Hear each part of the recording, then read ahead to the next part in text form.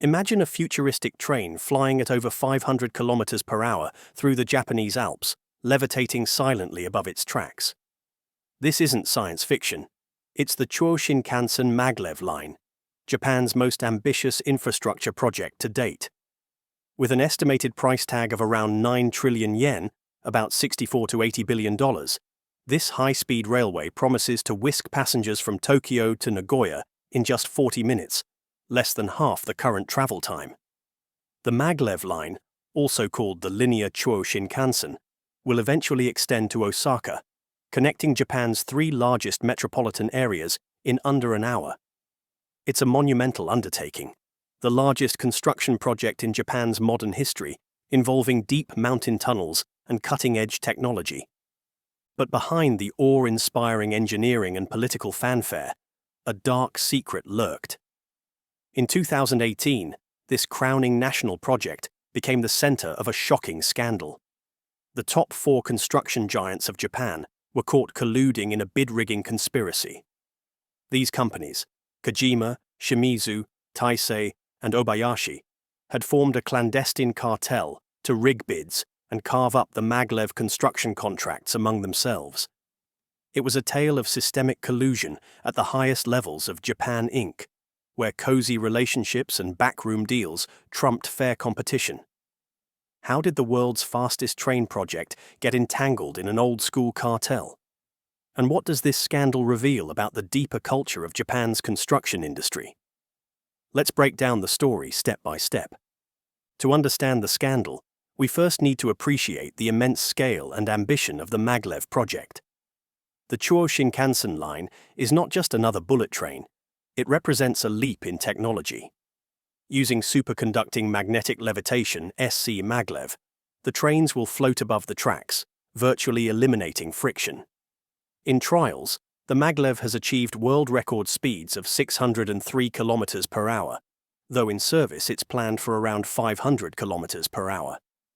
This means a trip that normally takes 1 hour 40 minutes by today's fastest Shinkansen will be slashed to about 40 minutes. The line is designed to eventually connect Tokyo and Osaka, over 500 kilometers apart, in roughly 1 hour, radically transforming intercity travel. The project is engineered on an epic scale. Out of the initial 286-kilometer section between Tokyo and Nagoya, an estimated 85% of the route will run through tunnels deep under mountains. Imagine boring giant tunnels through the Japanese Alps to keep the track as straight and flat as possible. That's exactly what's happening. Massive station complexes are being built underground in city centers, including a new Maglev terminal at Tokyo's Shinagawa Station and another in Nagoya. Each tunnel segment and station excavational is a mega project in itself, requiring specialized engineering and enormous resources. From the start, the Maglev line has been championed as a national endeavor. Central Japan Railway Company, JR Central. The operator is funding much of it, but the Japanese government has also thrown significant support behind the project, including a 3 trillion yen government loan to help extend the line to Osaka. Top politicians touted the Maglev as a symbol of Japan's technological prowess. Former Prime Minister Shinzo Abe was a vocal advocate, even pitching Japanese Maglev technology for export, like a proposed line in the US. In short, this was more than just a train. It was a point of national pride and a bid to showcase Japan's ability to execute grand projects. All this grandeur came with staggering costs. Initial estimates put the Tokyo-Nagoya section at around 5.5 trillion yen, roughly $46 to $50 billion. But as plans firmed up, the price ballooned to about 9 trillion yen, approximately $64 to $80 billion, for the full Tokyo-Osaka vision. That makes it Japan's costliest infrastructure project ever. To put it in perspective, that's equivalent to building multiple conventional Shinkansen lines, or about 15 of Tokyo's famous Skytree towers. The immense budget is why these construction contracts were so lucrative, and so fiercely, supposedly, competitive. JR Central divided the work into multiple large contract packages for different sections of tunnels, viaducts, and stations. In total, the first phase, Tokyo to Nagoya, had 22 major construction tenders up for grabs. Only a handful of firms in Japan are capable of handling projects of this magnitude. Enter the Big Four. Who are the Big Four? Kojima, Shimizu, Taisei, and Obayashi are colloquially known in Japan as super general contractors, the titans of the construction industry. Each of these companies has been around for over a century and built everything from skyscrapers and dams to stadiums and highways. They routinely top the lists of Japan's largest builders and have collectively shaped Japan's modern skyline. On a project as high-profile as the Maglev, it was almost a given that these four would take leading roles. In fact, work on the Maglev line was carried out mostly by joint venture teams led by these four firms. They weren't the only contractors involved, but they were the prime movers on the biggest pieces of the project. Under a fair, competitive system, you'd expect these giants to fiercely bid against each other, driving hard bargains to win each contract. Indeed, when JR Central announced each tender, proposals from consortiums led by the Big Four poured in. On paper, it looked like competition was alive and well. Multiple bids were submitted for each job. But as we now know, the reality was very different. Behind the scenes, these would-be rivals were singing from the same score.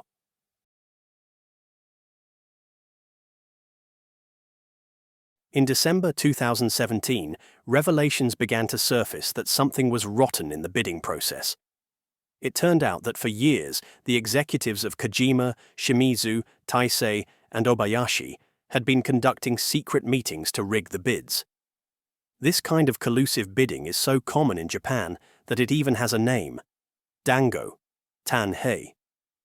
The word literally means meeting and consulting, and in the context of business, it refers to companies conspiring to decide in advance who will win contracts.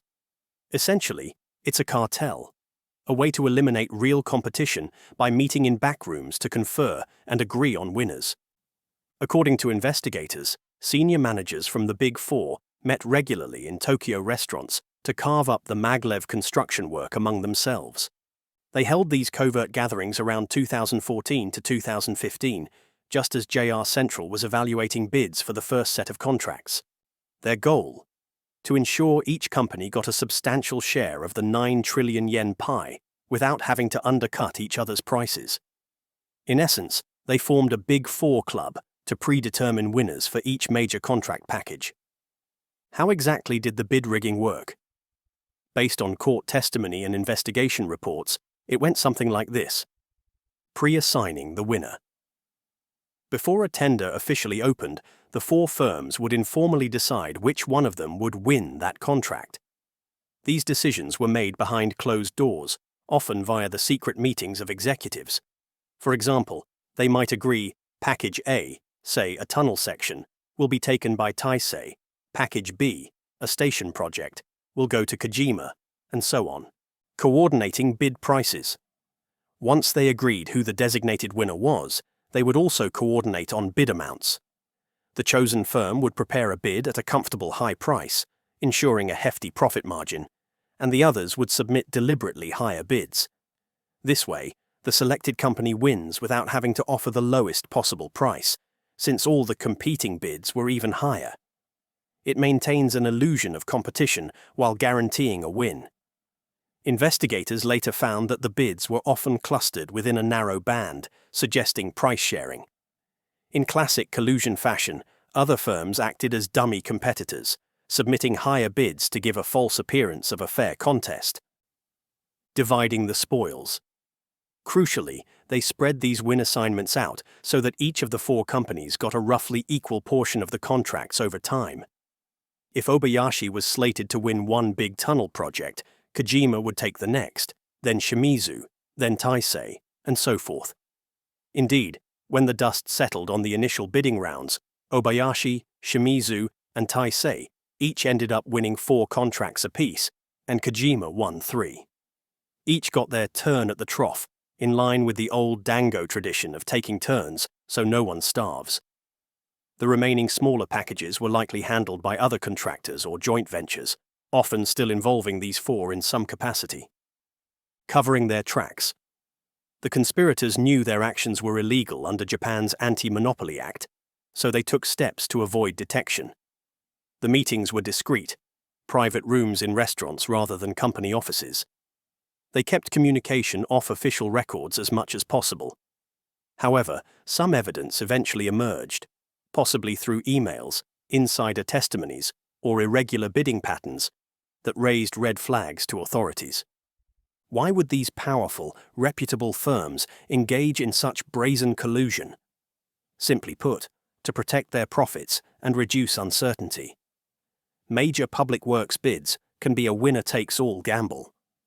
If they genuinely undercut each other, they'd drive prices and profits down. Great for the project budget, but not great for the company's bottom lines. By conspiring to avoid ruinous price competition, they could each bid high and still win in turn, essentially guaranteeing fat profit margins on every contract. In the Maglev case, with contracts worth hundreds of billions of yen each, even a small difference in bid price could mean the difference between a big profit or razor-thin margins. The Big Four executives decided that colluding was safer than honest competition. As one investigator summarized, they blocked free and fair competition through thorough collusion to keep prices high. Collusion of this sort also builds on long-standing relationships. These four companies are rivals, yes, but they've also worked together on countless joint ventures and know each other well. In Japan's construction industry, it's not uncommon for the same set of firms to partner on one project and compete on another. This tight-knit community can breed an implicit understanding. Let's not hurt each other by bidding too low. In Japanese, some distinguish yasui dango, collusion to drive prices low, often under government coaxing, from takai dango, collusion to keep prices high. Either way, it undermines true competition. The Maglev case was clearly an instance of the latter. The Big Four conspired to keep bids, and their profits, high. For a while, this scheme worked smoothly. Between 2015 and 2016, JR Central awarded the first wave of Maglev construction contracts, and as planned, each of the Big Four secured multiple plum contracts. The distribution seemed fair, from their perspective, and no one raised alarms initially. To outside observers, nothing obvious seemed amiss. After all, each tender had multiple bidders and a winner, which is normal. However, some details eventually drew scrutiny. One clue was an unusually even split of contracts. Statistically, it was suspicious that the four largest firms each got almost the same number of major contracts. Pure chance could hardly have produced such an equitable outcome in competitive bidding. It suggested an underlying arrangement. Moreover, insiders later revealed that executives from these firms were in unusually close contact regarding the Maglev bids. This project was nominally a once-in-a-generation competition. You wouldn't expect rivals to be sharing notes. Yet, they were effectively working as a team in secret. Another red flag came from a single contract that didn't quite fit the pattern. In April 2016, Obayashi Corporation, one of the Big Four, won a smaller Maglev-related job to build an emergency exit tunnel in Nagoya. It might have seemed routine, but investigators noticed something off about the bidding process for that tender, perhaps a complaint or irregular bid figures. This contract became the thread that investigators started tugging on in late 2017. What they found unraveled the entire scheme.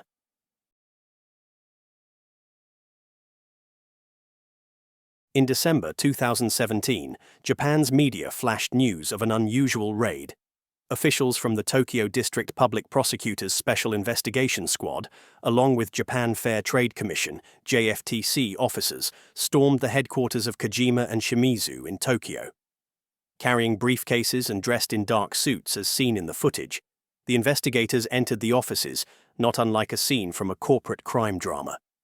Just days earlier, Obayashi's offices had been raided under suspicion of fraudulent obstruction of business in that 2016 emergency exit contract. The dominoes were starting to fall. Prosecutors hinted that all four of the Maglev project's main contractors were under the microscope. By early 2018, the scope of the investigation became clear. The Big Four were suspected of violating antitrust laws by bid rigging the Maglev construction bids. The JFTC formally filed criminal complaints, and in March 2018, the Tokyo District Prosecutor's Office indicted all four companies, Kojima, Shimizu, Taisei, Obayashi, as well as two individuals.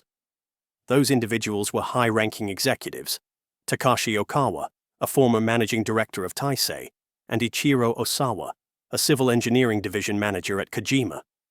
These two were allegedly key coordinators of the scheme on behalf of their firms. Notably, they represented the two companies that initially denied wrongdoing, which aligns with them later fighting the charges in court. The prosecutors alleged, and later proved in court, that officials from the four firms met privately at Tokyo eateries to decide bid winners and prices for the Maglev contracts. Essentially, they colluded to divide up contracts and coordinate their bids. This violated Japan's Anti-Monopoly Act, which forbids unfair restraint of trade, the equivalent of antitrust or competition law. It was a high-profile case.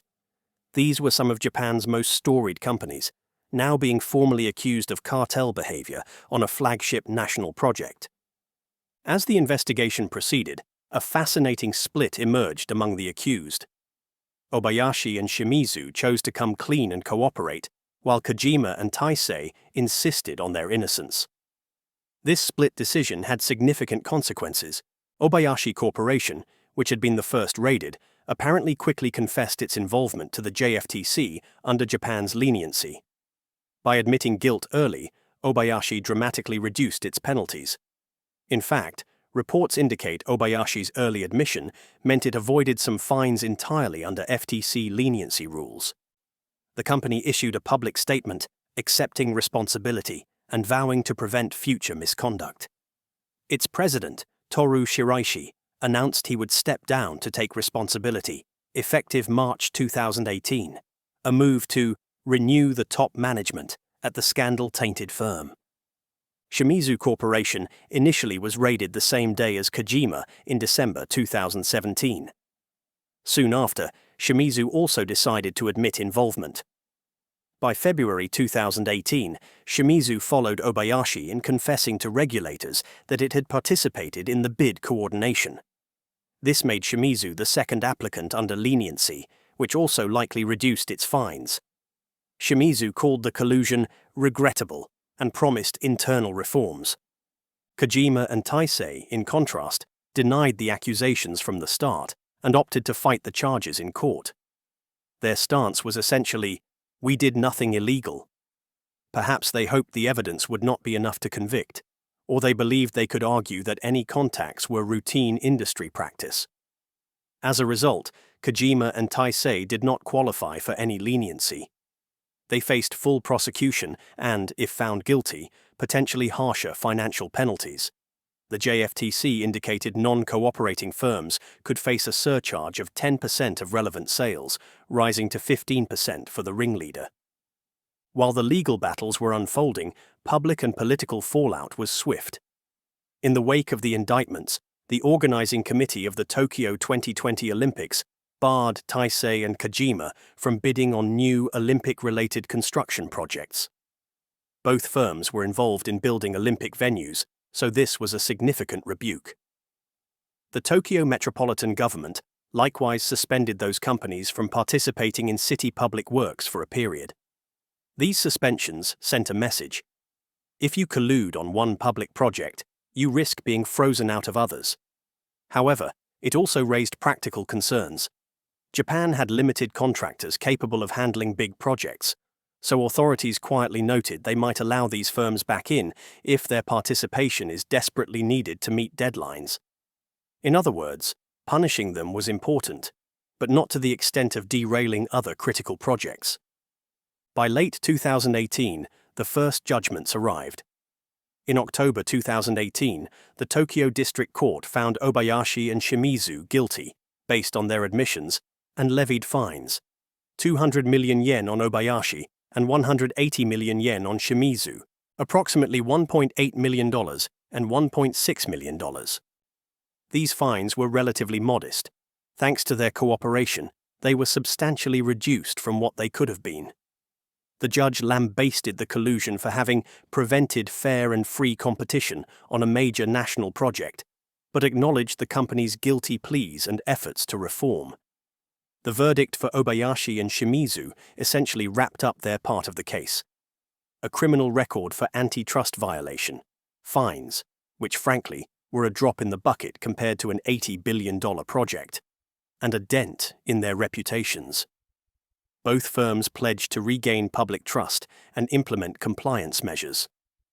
Meanwhile, Kojima and Taisei's day in court took longer since they contested the charges. Their trial extended into 2019 to 2020. Witnesses included executives from Obayashi and Shimizu who had turned state's evidence. Those testimonies were crucial. They directly implicated the other two companies by describing the meetings and agreements that took place. In a sense, it became Big Four versus Big Four, with two companies testifying against the other two. Finally, in March 2021, the Tokyo District Court delivered its verdict for the holdouts. Kojima Corporation and Taisei Corporation were found guilty of bid rigging on the Maglev project. The court imposed the same fine on each, 250 million yen, around $2.3 million. Additionally, the two individual executives, Okawa of Taisei and Osawa of Kojima, were given 18-month prison sentences, suspended for 3 years. A suspended sentence meant they did not actually serve jail time. As long as they stayed out of trouble, they wouldn't go to prison. But it is effectively a criminal conviction on record. The judge, Hideo Nirei, made an example of the case, sternly stating, "Having 4 super general contractors, representative of Japan, engaging in bid rigging for a national project severely damaged public trust in the construction industry." It's not often you hear such a direct condemnation. The country's top builders betrayed the public's trust on one of its most important projects. The evidence presented convinced the court that between April 2014 and August 2015, the 4 firms had repeatedly conspired to decide ahead of time who would win the contracts for building the Shinagawa, Tokyo, and Nagoya Maglev stations and related tunnel sections. By coordinating their bids, they blocked free and fair competition and denied JR Central, and by extension the public, the benefits of true competitive pricing. The motive was clear: to secure sufficient profits by avoiding underbidding each other. After the verdict, Taisei and Kojima expressed regret that their arguments weren't accepted and indicated they were considering appeals. However, any appeal would have an uphill battle given the strength of evidence. In practice, the fines and suspended sentences stood as the final outcome. All told, the legal penalties for the Big Four's Maglev cartel were relatively light, financially speaking. The combined fines on the companies, Obayashi 200 million yen, plus Shimizu 180 million yen, plus Kojima 250 million yen, plus Taisei 250 million yen, totaled 880 million yen, roughly $8 million in all. Even adding potential surcharges or future contract bans, this is a minuscule amount next to a $64+ billion project. It underscores a perennial issue in anti-cartel enforcement. Can such fines deter corporate giants for whom these sums are rounding errors? Critics argued that the punishment, especially for Kojima and Taisei, was too lenient. No executives jailed, fines that barely dented corporate revenue. On the other hand, the reputational damage and the fact of a criminal conviction in court sent a message that even Japan's biggest companies are not above the law. Beyond the courts, the scandal forced introspection within the industry. As mentioned, Obayashi changed leadership. The other firms likely conducted internal reviews and quietly disciplined those involved. The Japan Fair Trade Commission took a victory lap of sorts, highlighting this case as a breakthrough in cracking down on entrenched bid rigging practices. For JR Central, the project owner, it was an embarrassing situation. They had been hoodwinked by their trusted contractors. JR Central insisted it was unaware of the collusion, and as the victim, it didn't face penalties, but it surely had to revisit its procurement oversight.